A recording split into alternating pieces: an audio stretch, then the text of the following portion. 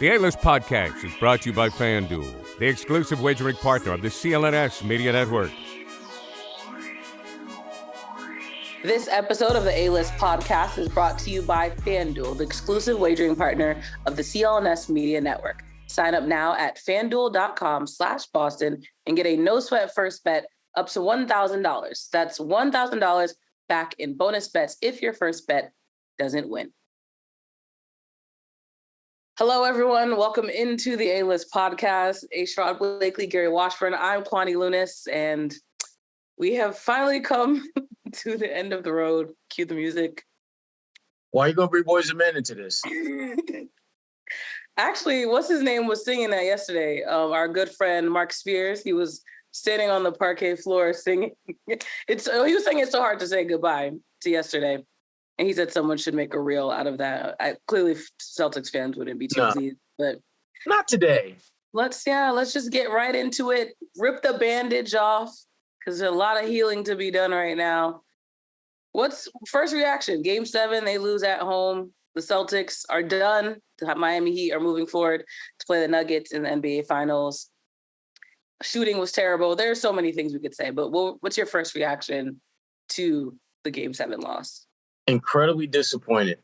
Not just because they lost, but just the way they lost. I mean, they didn't fight to the bitter end how I thought they would. They didn't play with the kind of just sense of urgency that you were hoping that they would. If anything, so many of the mistakes that we saw throughout the season, things that you would hope as the season progressed that they would correct, manifest themselves at the absolute worst of time. They didn't get good bench play. Tatum was not himself physically, and Jalen Brown was the worst version of Jalen Brown that we could see. A turnover machine of the likes that we've seldom seen in a game of that magnitude. And it all, again, added up to just an absolute ass whip. And, it's raised a lot of off-season questions that are going to bring about some uncomfortable conversations among players, among front office, and among that coaching staff. So really leaves a real bitter taste in your mouth the way the season ended. Yeah, I thought it was embarrassing. I thought that they ran out of gas. I thought they were and I didn't think they would be the one I thought Miami would be the one after the Game 6 that would be like, okay, we're done. But I also thought too, Miami came out slow and the Celtics are up 9-4. And I just think that was their lone opportunity to turn it into to take control of the game. Like that was their lone chance. Like Miami was going to warm up, but you punch them in the face. Remember Game 5, they jumped up 20-5. And then Miami evened it up and played them even throughout the game after that. But they couldn't make up ground on that deficit. And I thought, okay, here's Celtics. I think Miami started like 2 of 11. Yeah. They were missing shots. They turned the ball over, and they got off to a slow start. And I thought, obviously the Tatum play was just right away. He wasn't the same. It looked like, oh, he just tweaked it. He'll be fine. But obviously it was a much worse than we thought. And obviously it affected him throughout the game. But I just thought, there's just a lot of just mistakes, missed shots, bad threes, the Malcolm Brogdon stint where he obviously just didn't look near ready to play, and he was a minus 15 in 7 minutes, and that's hard to do. Yeah, and Grant was bad. It's just like Miami exposes your weaknesses. They show you a mirror and make you look at yourself. And the Celtics spent 7 games being exposed, even the wins. And I think they're the more talented team. I don't know if they're the better team. Obviously, I think the better team won. And I think they still had that answer for Caleb Martin. He had everything. He shot 60% in the series. Like he just was just a killer. He was the reason that they came back in Game 2. Remember, it was a 12-point lead in Game 2. Looked like, okay, they got a little shook in Game 1, but they're about to make a statement in Game 2 and pull away with an easy win. And Caleb Martin hit a couple of threes. Like I felt was a difference in the series. And I just felt like the other guys, Strus hit key threes, Gabe Vincent, and I think Gabe Vincent showed you what the Celtics might need. He's a dude who can get to the rim and get in the paint. He's crafty. And I'm not saying Marcus isn't crafty, but I just think what was exposed in this game is the Celtics need some interior scoring. And they don't have anybody in that roster who can do it. Like, I'm not talking about Tatum driving from 30 feet away from the rim and scoring. I'm talking about a dude who can hit an 8-foot J, a post move. Look at Bam Adebayo. Like, Bam's not perfect, but he can dive at the rim. He can dribble. He can shoot a little hook. He can shoot a little short J. Like, you need that. Robert Williams can't do that. It's been his 4 years. Al Horford's afraid to shoot at the rim. How many times he catch the ball in the paint and he didn't even think of shooting? 8 feet away. He has lost all of his interior game. This dude lived in the paint when he got into the league. Then he figured out three-point shooting is going to be my way to play 16, 18 years, which is right. But he's lost his whole post game. So Al's uncomfortable posting up and getting a little quick two. This last night was a game they needed to get twos, not threes. The three wasn't falling. Okay, we're going to get to the free throw line. We're going to dive into the paint. We're going to attack that defense and get easy points, lobs, whatever. But they don't have anybody to do that. So I just think it was just a sad testament to a philosophy of 3-point or die, and Joe Mazzulla just being stubborn with like, well, if we don't make threes, we don't win. And it's like they shot 20% from threes in the last 2 games of the series. Miami shot almost 50%, and the fact was Miami was terrible in the paint in game 6, but they were good, efficient from the paint and efficient from the 3-point line. And nobody besides Derek White made any plays. Like nobody, like Gabe Vincent made plays, Jimmy made plays, Adebayo made plays, Strus hit a 3, Duncan Robinson. Why can't you, to me, you got Hauser and Duncan Robinson. They're kind of alike, right? And I'm not talking about just because they're white, but they both can shoot the damn 3. They're both really good shooters, yeah. Yes. So when teams are chasing them off the line, why don't you run Sam in some backdoor plays? You know what I'm saying? Like, why you got this shooter? Like, that's the whole thing. Like, and I got to question Joe Mazzulla. Like, you got these guys you had Hauser there. Okay, like, he couldn't have helped you. He's an elite 3-point shooter. I get it. Defensively, he tries on defense, but you hide him. The Heat, Duncan Robinson's not a good defender. Okay? But he scored 18 points in these games because he never stops moving. He does backdoor plays, and then he can get open threes when you put emphasis on someone else. And it's just like, I don't think Joe used all of the talent he had to the advantage. And then when Tatum got hurt and Jalen was awful, that was it. Like the number 3, and Malcolm was hurt. I mean, you can blame it on his elbow. He just had nothing in this series. And so I just think it was just the Celtics were exposed. They got a lot of issues to shore up because honestly, they're going to be the favorite to win the East next year. Yeah, all the East teams got problems. Mm-hmm. The Heat are not the Heat are not old. Sorry, not young. Right? I think they got some free. I think Strus might be a free. I think a couple of those guys are Gabe Vincent. Gabe Vincent is going to be a free agent. Agent. Okay. So they're going to need a point guard. Kyle Lowry's 38, about to be 37. Sorry, 37, about to be 30. 37, going to be 38 next year. Right? Jimmy Butler's already 33. So they're not. I mean, this is their window. So if you're the Celtics, you got to do something. It can't just be raining threes. It looks great when it works. When it doesn't, we get it last night.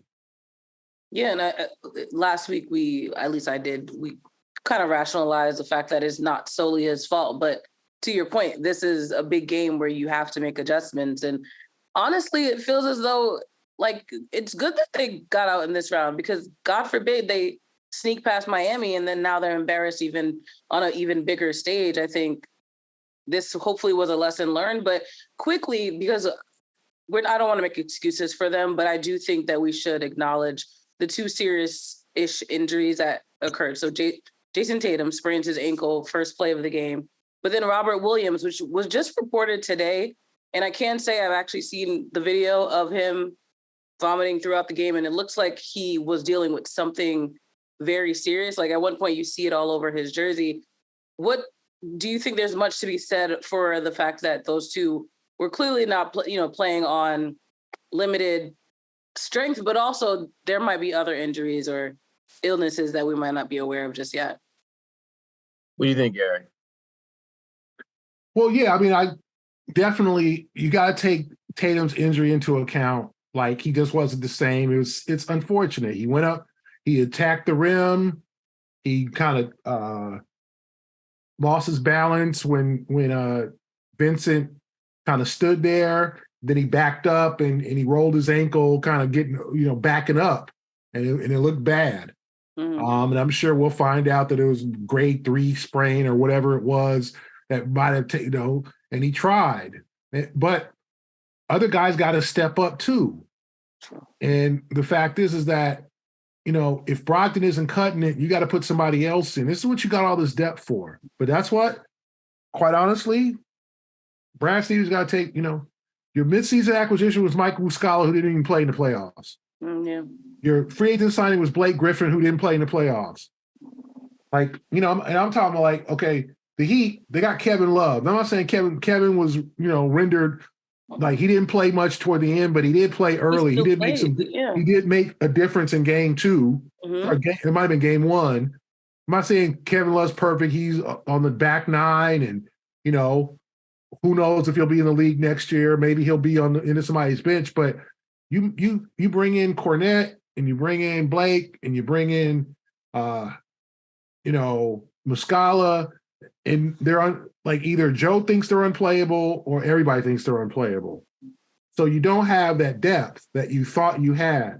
And I just think, what's the point of having a roster that full when you don't play more than you don't play anybody, and but then when guys go down, and then I don't get and the that. trade deadline comes, and you sign Mike Muscala, who you figured after 2 weeks, okay, we can't play. There was a reason why he's not playing, and that's a Brad mistake.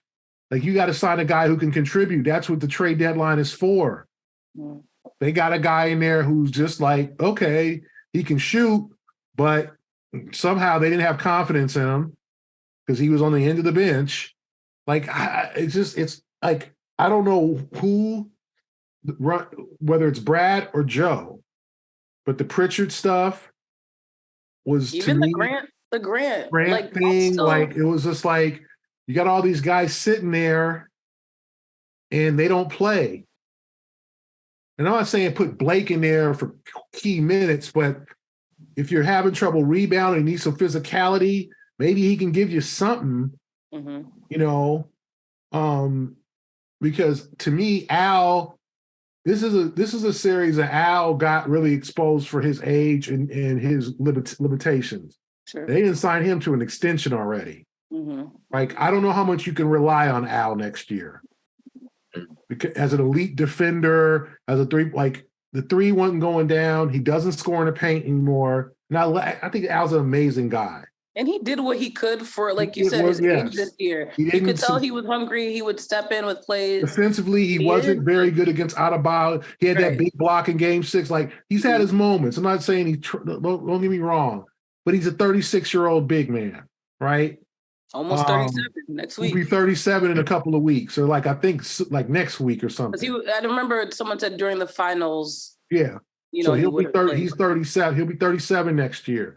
How much can you rely on him? And I think that we've seen that you can't rely on Robert Williams to give you 30 minutes a game. There's something always happening. He got hurt in game 6. Last night, things just happened to Robert. Yeah. And he hasn't, and I don't know if that's the coaching staff but he's not developed any post game.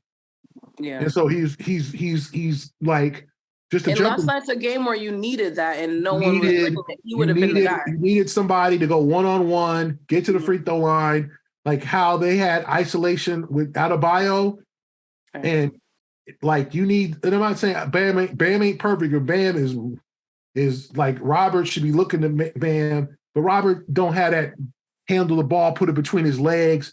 Bam's a versatile dude for a big. Like he is like the 21st century big man, right? Except he don't shoot threes. But I just think like the injuries made a difference. Brogdon, I'll give him a break on that. But you saw Kwani, like they just didn't compete. They gave up. Like not saying it was like game 3, but they kept wanting these shots to go down. And I just remember the one possession, I think it was like they had gotten it down to 8 or 11. I can't remember which. And Jalen, they get a stop, and Jalen pulls up for like a 28-foot three. Mm-hmm. When your shit ain't going down, miss. And I think Miami came back and hit a 3 or something like that, or scored, and it was like. And that's when you could physically see that they were just defeated. It was up to 10 again or something, because it was like if Jalen, I think it was like 68-61, something like that. I want to say, and then they get the ball, and okay, here comes Jalen, or 69-61, one of those like 8-point game, and Jalen pulls up like on a break and just like I'm gonna do hero ball playing, and then I think Caleb Martin, surprise, he comes back with a 3, and I think it was like 72-61, and it's like, damn, you had a chance to cut it to 5, now it's 11, something like that, 5-6-point switch, and that just killed their momentum. And to me, like, it's just like, that's not injuries. That's lack of execution. Marcus Smart was erratic. There, yeah. Throwing the ball over. Questionable. Throwing the ball, doing these trick plays, and I'm gonna back up and shoot a step back 3. Like, no, that's not your game. The one thing that Miami players know their freaking roles. You ain't seeing Max Strus take fools off the dribble or take a step. Like, Max is a shooter. Gabe's a penetrator and shooter. Caleb's a penetrator and shooter. Bam don't take no threes. Jimmy takes threes when he feels it. Like, they all have a role. Like, I don't know if that's the case for the Celtics. Like, I think everybody feels like I can score, I can be the man tonight, and that's not a good way to go. And to me, the injuries made a difference, and it cost them that Brogdon and a good part of Tatum, but I think it was the other guys that let him down. Well, the one thing about these two teams is that, and we've touched on this before, is that the Celtics may be the more talented team, but Miami is without question the more mentally tough team. And if you're the Celtics, you're hoping that that talent will play with enough of an edge and be able to execute well enough to compensate for what they don't have in terms of mental toughness compared to Miami. And that didn't happen. They didn't execute as well as they needed to. They did not play with the necessary edge often enough. And when they did play with it, it was well after, they were in that 3-0 series deficit. So at that point, are you playing because you're now mentally engaged, or are you just playing to save face? Which it felt like game 4, that was kind of what that was about. Let's just not get swept. Let's go all out to make sure that we don't be on that ledger of history books. And that led to another win, and now they're back into it. And the biggest thing that bothered me about game 7 was that Spo was still making adjustments, still tweaking things. I mean, the fact that Kevin Love did not play, and that was a guy that started for them.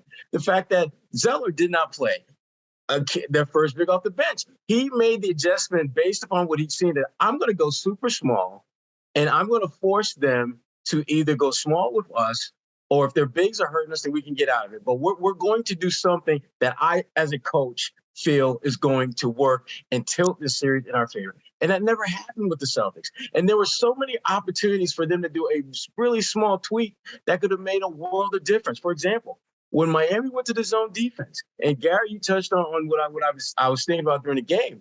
Al Horford, when he flashed into the middle of the paint, that shot's right there. He has a wide open shot. And one of 3 things are going to happen at that point. Either Al is going to shoot that shot, or there's going to be someone for the Celtics cutting to the basket, and Miami will take that away. Or Al will just make the pass for a layup, or if they contest the shot and he doesn't have that passing lane, he's got someone in the corner most likely open because that zone tends to shrink when you get the ball in the middle of the paint. And every single time Al got it, he'd catch and swing it out automatically. Like he wasn't even looking to shoot. Didn't even give it. It did not even cross his mind. And there were times, and Gary and Kwani, you both saw this. He had a layup a couple of times where there was no one between him and the rim but air. And that, to me, is one of those things where you as a coach, you need to tell your players, if you have it in the middle of the paint and there's no one around, just let's get an easy 2 instead of looking for the 3. Because we need to score points. We need to, particularly when you knew that Tatum was not going to be himself. When you knew that ankle was going to be an issue. You weren't sure how much of an issue, but you knew he wasn't going to be himself. You have to find alternative means to generate offense. And I just thought the Celtics, they failed time and time again to recognize the opportunities that they had. And people are going to, dump on Jalen for the 8 turnovers, and understandably so. You can't be that alpha and have those many turnovers, particularly when you're not a playmaker. It's one thing if James Harden has 8 turnovers, because chances are James Harden's going to have 14, 15 assists. That's kind of how that stuff works. But Jalen doesn't distribute the ball well enough to have that many miscues. And yet, the one thing I will say is that Jalen's turnovers, more times than not, wasn't because he was being lazy. He was just trying to make a play. He was trying to engage himself in the action. And even though I don't like to see that, and I definitely thought he was trying too hard, the fact that he was trying was something I could not say was pretty evident by a lot of his teammates. It felt as though they just kind of were kind of going through the motions. Marcus Smart, I don't think there was a single time all game long where Marcus was on the ground. I'm not sure there was one play where he was diving for a loose ball. Like hustle, yeah. And again, he's the guy that typically is the one who generates the hustle plays. He's the one that usually gets that side of the game going. And to the point that Gary made earlier about players in certain roles, the guys who had roles that were accustomed to seeing them in did not do those roles at all. I mean, Marcus, I didn't think had great hustle in that game. He was okay, but not great. Jalen, likes to finish and attack the rim. Again, had his moments where he was good, but not great. The bench, Grant Williams, Malcolm, obviously, dealing with his health issues. None of them were great in the roles or, frankly, in a broad general sense. And when that happens, and you're playing a team that already, we all agree, is a much more mentally tougher team than you, you're going to get your ass kicked, which is exactly what happened.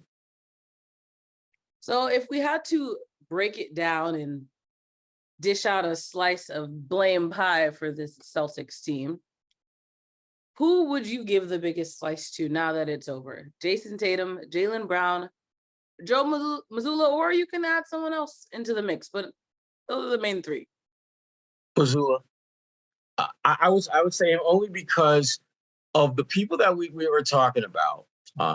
When you get to the playoffs, your game has to be notably better than it was in the regular season. You have to show significant growth in that moment. You have to be at the absolute pinnacle of whatever you're going to be in terms of greatness. And Joe never got there. I think Joe had flashes of being very good, but he wasn't great by any stretch of the imagination.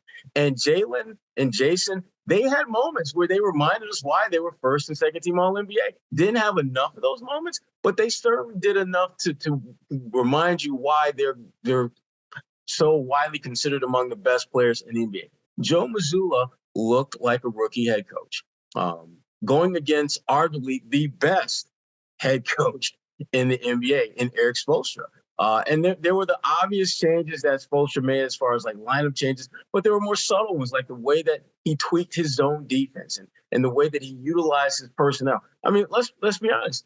Haywood Highsmith is not a name that people knew about or care about before the series. He had one of the bigger plays in Game 7 when he picked Tatum's pocket and got a layup, which led to a timeout by the Celtics. You start going down the line. That's what you have to be in position to do those type of things. And the only way players are going to be in a position to do those type of things is with the head coach of making sure they're out there. And I thought Joe, if you look at the entire body of work, just wasn't good enough for this team to get to where they needed to be. Didn't do a good enough job of putting guys in positions to be great. Now, will he get better in time? Probably, But when you're talking about winning NBA championships, and we all know this, that window is not going to stay open forever. When you have an opportunity, you have to make the most of it. This season, while there are certainly lots of positives that they can feel good about, the bottom line is, as multiple players said after the game, they failed. They failed to achieve what the goal was this year, which was to get back to the NBA Finals and win a championship. Yeah, I think the easy one would be Mazzulla. I'm going to blame Mazzulla, Brad Stevens, and Jalen Brown. And I like Jalen. Obviously, I'm really good with Jalen. I like him a lot. I think he's a good kid, but he's got to step his game up. Got to get to that next level. The ball handling can't be your primary weakness anymore. It just can't happen. I understand what Sherrod is saying. He was aggressive. He's trying to make plays. It was, it was tearing home. But a lot of that was just dribbling off his knee, his hip, losing the ball, getting stripped. You can't have that. You just can't have that in big games. And teams are going to, and this is the biggest stage where everybody's watching. And the same thing last year with Jalen's handle. And then it was supposed to be improved this year.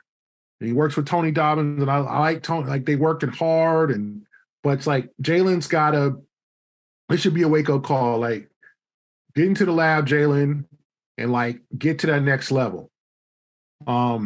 So the 8 turnovers, I can't just buy, and the 1 for 9 from 3-point shooting.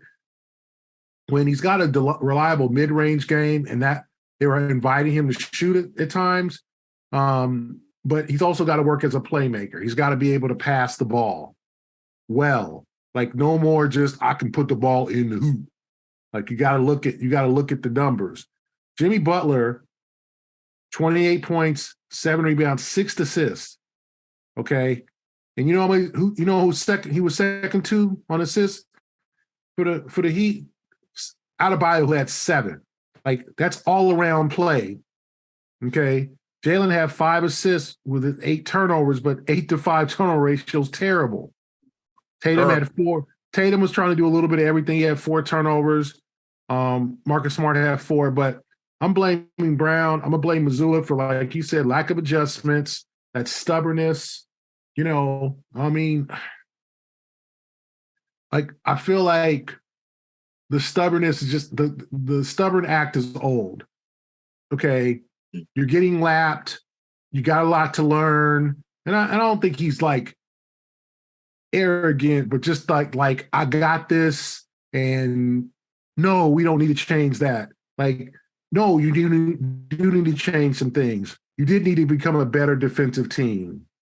You did need to go deeper into your bench. It's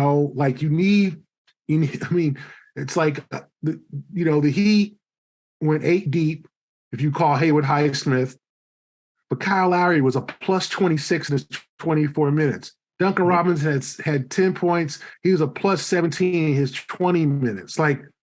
They all have roles. If you throw Grant, his role might vary from one game to the next. And I think that they have to make some decisions on roster.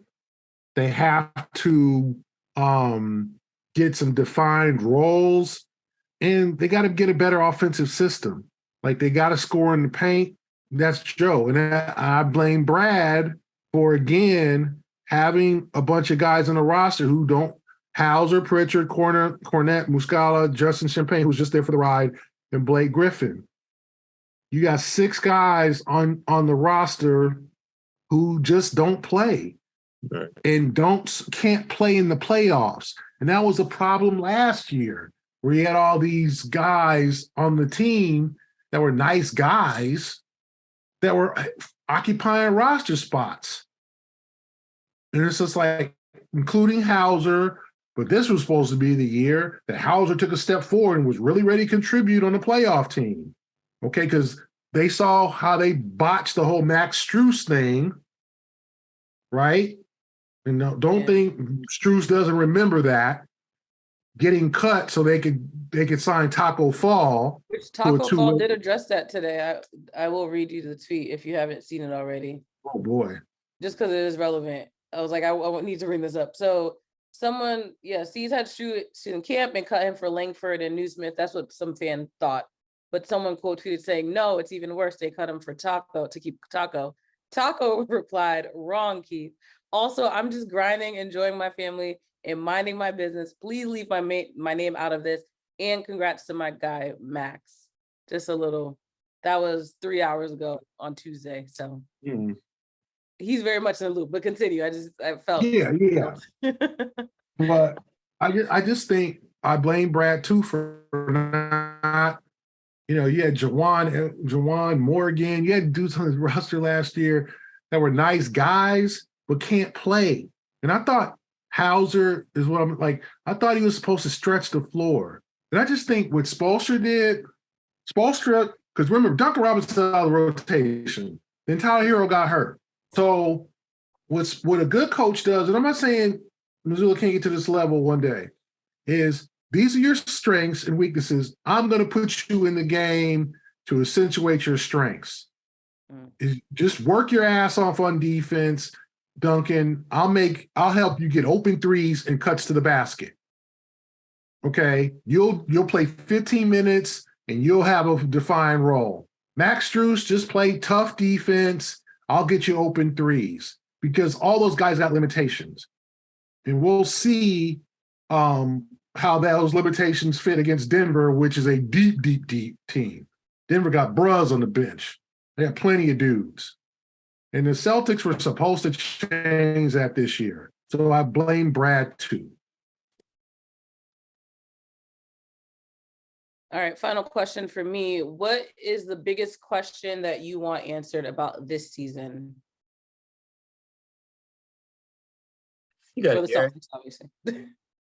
Biggest question that I want answered, like, what are you going to do? I just think, like, the coaching staff has to be addressed. Like, the coaching, you got some stability. If you want stability and you want Joe, either you got to surround Joe with some quality veteran assistants, and you got to get a defensive coordinator. If the defense is slipping, and I think Malcolm Brogdon's comments were very telling after the game, like, we're not a defensive team. We were. You can't be a better offensive team than defensive team in this league and expect to win, which the Celtics were. Then you need a defensive coordinator. You need a Tom Thibodeau type. You need a guy who can run your defense. And that should be their offseason.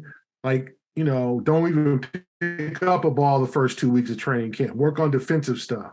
Like, I think the coaching staff is going to be critical to the future of this team. If you decide to keep Joe Mazzulla, who are you surrounding him with? What kind of people? Are they guys that players can trust and want to play hard for?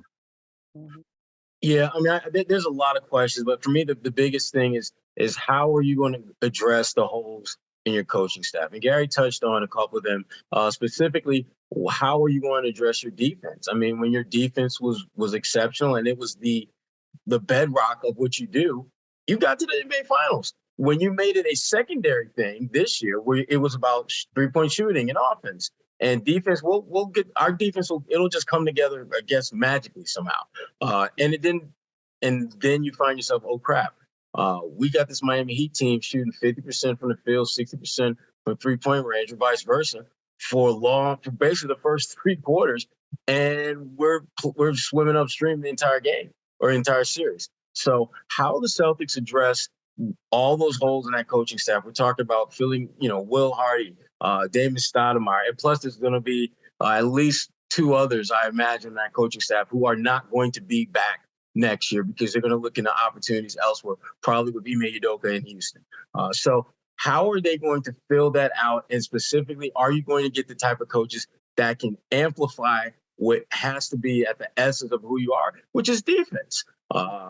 That has to change. Joe is going to have to compromise and find a happy medium between being a more offensive-minded team, but not completely disregarding the value of being an elite defensive team that goes beyond just the analytics of it. Because if you went by analytics, Sam Hauser should be up for Defensive Player of the Year if you go by his defensive rating. And Sam knows damn well, we all know damn well, he's not an elite defender by any stretch of the imagination. So getting someone who can get that defense in order on that coaching staff, preferably a couple of people who can really double down on that being more of an emphasis, I think is how they address that question is going to be huge in determining what this team looks like and how this team will play next season. And my question branches from both of yours and from a more just basic level. I saw the article, the story in The Athletic about how they had to go to Topgolf to build camaraderie, essentially. So for me, it's why did it take this long for a sense of urgency for them to get along? You don't have to be best friends with your coworkers, but why did it take this long in the season for them to even have a sense that they needed to get along to be successful? So I just want to see what was done this year and how are you going to improve on that next year to make sure that your unit is cohesive. But that's a wrap for this week's episode of the A-List podcast. Don't go anywhere. We'll be back next week. As you know, the game never ends. We'll have postseason coverage. Of course, we'll still be keeping our eye on the NBA Finals as well. For Sherrod Blakely and Gary Washburn, I'm Kwani Lunis. This is the A-List podcast. Thank you for listening. New customers get a no-sweat first bet up to $1,000. That's bonus bets back if your first bet doesn't win.